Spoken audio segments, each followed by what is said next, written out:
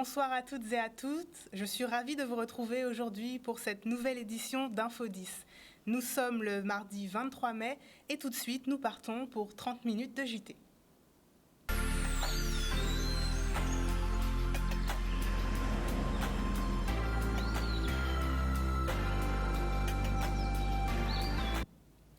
Nous vous l'indiquions hier, le Caracoli a été condamné à verser une amende de 375 000 € et à retirer son établissement de la plage de Grand-Anse à Des Haies. Après l'annonce du jugement, le président de région Harry Chalus, inquiet de la pérennité de l'entreprise et de la situation de ses employés, propose une médiation entre les différentes parties. Elle sera conduite par Joël Raboteur, vice-président du Conseil de la culture, de l'éducation et de l'environnement, afin de concilier développement des activités économiques et préservation de la biodiversité de notre région.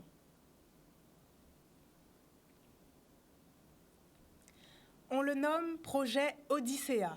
Lancé dans plusieurs villes de la Caraïbe, ce programme entend faire de la ville de Gourbert une destination bleue d'excellence.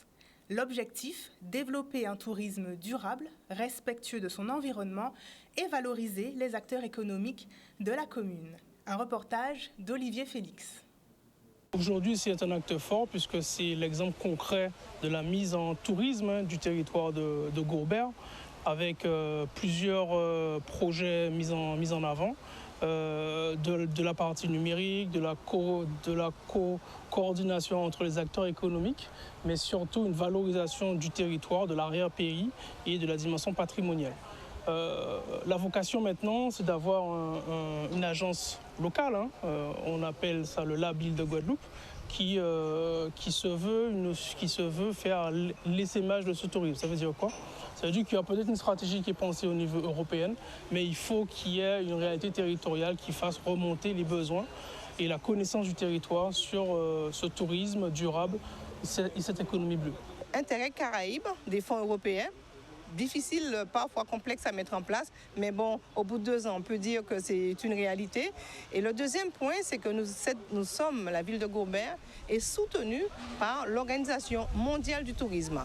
Donc je pense que c'est une information à suivre et j'invite les téléspectateurs à suivre Odyssea Route Bleue, à QR coder et puis à découvrir en 3 dimensions toutes les potentialités de la ville de Gourbert et également de valoriser nos acteurs économiques. Aujourd'hui, nous trouvons au travers de ce label, de ce projet, véritablement le fruit de la mise en œuvre de l'intelligence collective partagée entre les différents acteurs qui se situent sur ce site magnifique qu'est la commune de Gourbert, mais au-delà, et se traduit aussi, et doit se traduire aussi, par cette réappropriation de la mer, cette réappropriation du territoire de la Guadeloupe par tous les acteurs, y compris les habitants, pour faire en sorte, encore une fois, que ce territoire d'excellence soit un territoire attractif et durablement attractif. On est dans la réalité, quelque chose de pragmatique, d'opérationnel qu'il faut construire le jour. Et le touriste, le Guadeloupéen qui dans le tourisme domestique peut connaître quel site, quel lieu, quel patrimoine, quelle randonnée arrêter pour leur journée. Donc c'est en cela, à distance. Tout est dématérialisé aujourd'hui, numérisé, et on a accès de tout ce qui se fait à Gourbert. Et progressivement, on doit s'insérer aussi dans le bassin Sud-Basse-Terre à travers la communauté d'agglomération et les communes limitrophes. C'est pourquoi nous avons aussi avec nous notamment Trois-Rivières et d'autres partenaires, d'autres communes pour qu'il y ait de la cohérence dans le développement économique, parce que le tourisme, c'est un parcours. Partir de Gourbert pour aller à Bouillante, c'est au-delà de l'entité administrative, faire en sorte que le tourisme se retrouve et s'arrête sur le territoire Sud-Basse-Terre et que nous soyons une vitrine aussi pour notre territoire Guadeloupe. Partons maintenant du côté de l'hôtel La Toubana au Gosier, où les salariés de l'établissement ont pu échanger ce matin avec des professionnels de la sécurité routière. Alors que le nombre de morts ne cesse de croître et que les infractions et les imprudences au volant sont nombreuses, cette action entend sensibiliser les usagers de la route. Un reportage signé Ruby Échevin et Michel Depape. Aujourd'hui, nous sommes à l'hôtel La Toubana à Sainte-Anne et nous sommes présents ici dans le cadre de la sécurité routière. Et le sujet d'aujourd'hui, c'est sur les risques routiers professionnels. Je suis quelqu'un qui aime le 2 roues aussi, donc je roule 4 roues et 2 roues, donc il faut faire attention sur la route, quoi. Risque routier professionnel, donc on va trouver 2 types de risques. Donc le risque de trajet, qui est le risque domicile, travail, aller-retour, ou bien le risque de travail, déjeuner, si on va manger le midi hors de son lieu de travail. Et aussi le risque de mission, qui est le risque, les différents accidents qu'on pourrait avoir dans le cadre de notre mission dans le boulot. C'est plus dangereux puisque ces temps-ci, je vois que le mois de mai, à peine commencé, il y a beaucoup d'accidents à 2 roues et en voiture, quoi. Donc c'est assez chaud. Comme ce matin, j'ai dû esquiver un gros camion qui, je pense que c'est de matériaux. En plus, c'est quelqu'un qui fait du matériel et tout ça qui m'a dépassé en plein virage ce matin. Donc voilà, j'ai dû freiner quand même pour lui laisser le passer, quoi. Aujourd'hui, on a 2 entreprises particulières. Aujourd'hui, la Toubana, les employés de la Toubana et les employés de la Creole Beach. Il y aura d'autres actions dans la semaine, mais aujourd'hui, ce sont ces 2-là. Donc, on va revoir un certain nombre de choses sur la conduite, sur la sensibilisation sur différents sujets, alcool, téléphone, cannabis, etc. Surtout téléphone dans les risques de mission, puisque pour ceux qui se déplacent dans le cadre de leur travail, parfois, ils sont appelés à répondre au téléphone, à ceci, cela. Mais on sait que dans le cadre du téléphone, tout ce qui est kit oreilles et tout ça, oreillettes, c'est interdit. Il reste que le Bluetooth. On n'envoie pas non plus de SMS au volant, on ne répond pas aux SMS au volant. Donc, on revoit tout ça et puis c'est un échange avec les différents participants qui sont une vingtaine aujourd'hui.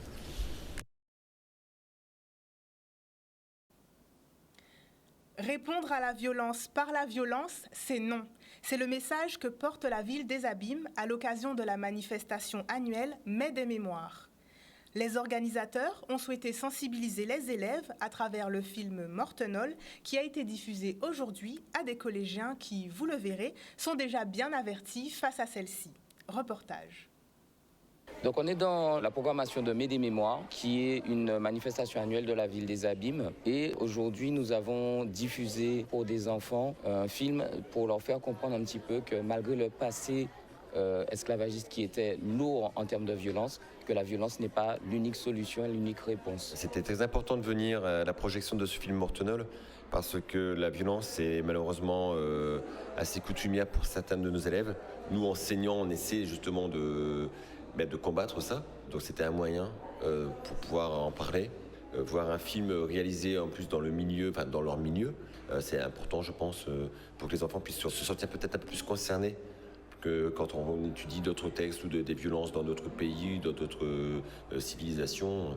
Là, je pense que ça peut-être pu marquer certains de nos élèves. C'est un film qui a été réalisé par quelqu'un qui vivait en Guadeloupe et dont les acteurs sont des jeunes Guadeloupéens.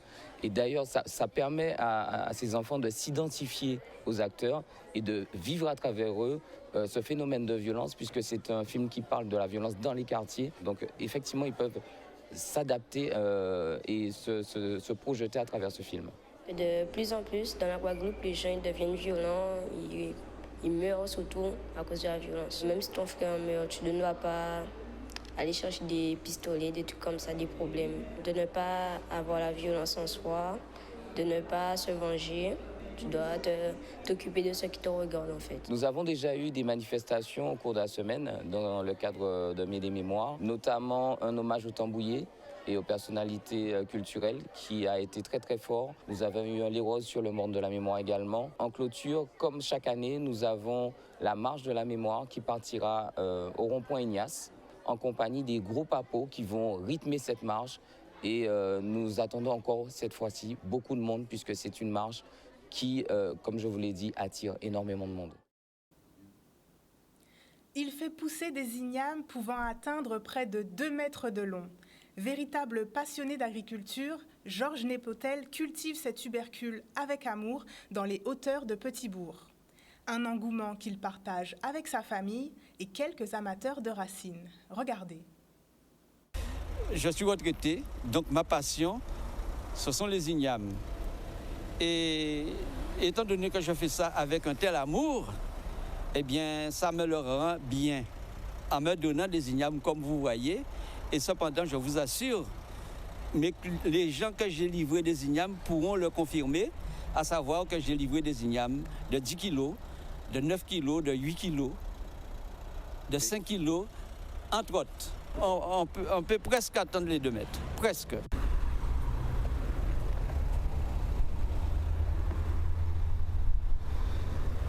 Là, j'affirme haut et fort que c'est des ignames sans engrais, sans pesticides, 100% bio. À la base, je fais ça uniquement pour ma famille, mais ça me donne un tel résultat que j'étais obligé de faire voir un petit peu à la population ce que bon, la nature me rend. C'est une collaboration explosive qui s'est produite ce matin à Sainte-Rose entre les élèves du collège Bébel et le groupe de musique Au-delà. Pour la première fois, ils ont interprété devant un public admiratif les chansons du groupe et d'autres grands artistes. Reportage.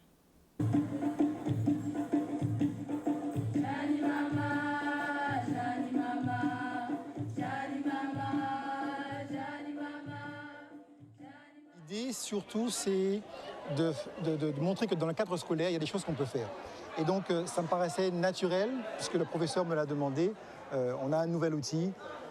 On s'est dit, pourquoi pas l'utiliser? Donc, de façon exceptionnelle. Et finalement, ça s'est extrêmement bien passé. J'avais envie de travailler avec un groupe local. Et aimant beaucoup le groupe Au-delà, j'ai décidé d'appeler donc son leader, Olivier Duy. Je lui ai proposé d'écrire des morceaux à 2 voix de ses compositions. Et c'est ce qu'il a été d'accord. Et donc nous avons fait un beau projet là cette année avec plein de chansons à 2 voix. Sabine Rieu, le prof de musique, a fait un travail formidable en amont avec les enfants. Et du coup, on a fait une répète juste d'1 heure avec les enfants. Et c'est vraiment, ça montre que notre jeunesse a un fort potentiel. Alors bien sûr, on n'obtient rien sans rien. Il y a eu du travail. Mais pour une première, vu qu'on a répété à peine 1 heure avec eux, moi j'ai été vraiment bluffé par la prestation de ces enfants qui ont été complètement investis et enthousiastes par rapport à ce projet. Cette année, nous avons préparé donc, et fait un son mêlé. Déjà, le titre de l'album d'Olivier Duy s'appelle Son mêlé, donc on voulait un mélange de chansons. Donc nous avons travaillé 3 chansons du répertoire Au-delà, 3 chants a cappella en africain à 4 voix et 3 chants donc, du répertoire Imagine en reggae version créole, Il y a qu'à danser de Raft et Iron Lion de Bob Marley. Voilà, nous avons intégré ces 3 chansons-là pour faire un beau concert aujourd'hui. Il est prévu qu'on rajoute encore 3 titres du groupe Au-delà, qu'on va travailler ensemble. Donc du coup, ça fera 6 titres d'Au-delà en tout. Et on va faire en sorte de se produire au maximum dans les différents endroits de la Guadeloupe où on peut se produire. Évidemment que le projet il est reconduit et le tout, c'est vraiment le plaisir partagé, que les enfants se fassent plaisir.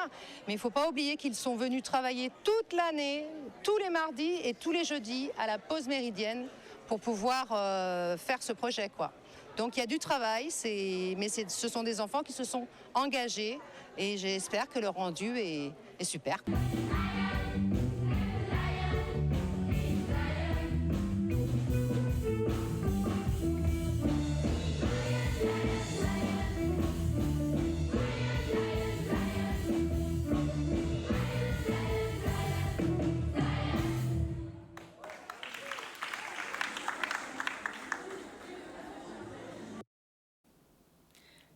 Ça rame du côté de Petit-Bourg pour des élèves de 5e qui participent à une compétition d'aviron indoor. Ce concours vise à encourager la pratique d'une activité sportive régulière, mais aussi à départager les collégiens de la France entière. Peut-être que parmi nos jeunes Guadeloupéens se cachent de futurs athlètes et champions olympiques d'aviron. Reportage d'Olivier Félix. Ça fait plaisir de voir qu'aujourd'hui, les jeunes Guadeloupéens, pas seulement de Petit-Bourg, mais aussi du Lamentin, de Deyé, pour le moment, ce sont les clubs qui font l'aviron, acceptent ce sport, c'est un sport nautique.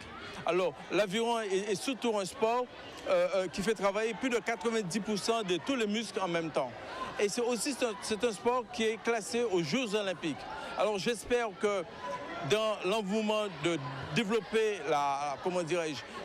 l'envie de pratiquer des sports de mer, et bien, parmi ces jeunes, j'espère que bientôt, on aura peut-être une médaille d'or pour la Guadeloupe. Moi, je pense que toutes les classes devraient participer. Depuis qu'on a mis cette activité au collège, on a des résultats qui sont époustouflants. Et on bat même les élèves qui sont dans l'Hexagone. Hein. Donc, il y a un réservoir en Guadeloupe qui est vraiment intéressant, un réservoir très très fort. Et il faut vraiment développer cette discipline de manière très très très puissante en Guadeloupe. Il faut le faire. Parce que les jeunes, ils sont là et ils sont très bons, voire même excellents. Effectivement, c'est une discipline très riche. Les élèves l'abordent avec curiosité d'abord, puis après avec motivation et peut-être certains passion, parce qu'on a des élèves qui vont vers le club d'aviron suite à cette expérience du projet RAM pour cette année. C'est une très bonne chose. Pourquoi? Parce que nous parlons beaucoup de la prévention des maladies cardiovasculaires. Pour faire reculer ces maladies cardiovasculaires, il faut avoir une bonne prévention. Et je me rends compte, c'est ce que M. Moulin fait depuis des années en partenariat avec les écoles, avec la ville de Petit-Bourg. Donc, il faut dire aussi, c'est en adéquation avec la politique éducative. Donc, je pense que nous devons continuer à éduquer les élèves en ce sens pour leur permettre d'être un petit peu moins devant l'ordinateur, moins devant la télé et faire autre chose pour leur santé, pour permettre le bien vivre ensemble, le bien-être, surtout à Petit-Bourg. Et on part maintenant pour la cérémonie de remise du concours des Flammes de l'Éducation nationale. Regardez. C'est une fierté de voir que nous avons 23 équipes qui ont présenté des projets dans le cadre de ce concours La Flamme de l'égalité. Et la qualité des productions qui ont été présentées est vraiment exceptionnelle et finalement très touchante aussi. Il est toujours très difficile de mettre tous ceux qui sont autour de la table d'accord, d'autant plus qu'on a eu des très belles propositions en termes de propositions artistiques sur la forme. Mais en plus, les qualités scientifiques et l'exactitude des connaissances qui ont été transmises dans les propositions des collégiens aussi bien que de celles des lycéens étaient de très très bonne facture. Donc on a quand même passé un long temps de réflexion pour définir ce classement. D'ailleurs, vous avez remarqué que sur le lycée, si on a effectivement classé un projet, une réponse à projet en tête et à qui on a décerné le prix. On a aussi décerné 2 prix coup de cœur puisque le jury justement avait cette difficulté à trancher et à ne remercier et ne récompenser que un et unique projet. C'est très encourageant en tout cas, puisque je n'imaginais pas que ce travail aurait eu un tel sort, parce que pour moi c'était une aventure que je tentais avec les élèves pour enseigner autrement, pour leur donner une approche de l'histoire locale de manière totalement différente. Donc c'était vraiment, ça restait sur le plan de l'aventure et ça allait donner, alors bien sûr tout en essayant d'être rigoureux sur l'objectif, sur la méthode et sur tout le travail en fait. Nous sommes arrivés au terme de ce journal. Merci de votre fidélité. Je vous retrouve demain à partir de 18h30 pour une nouvelle édition du JT. Excellente soirée sur Canal 10.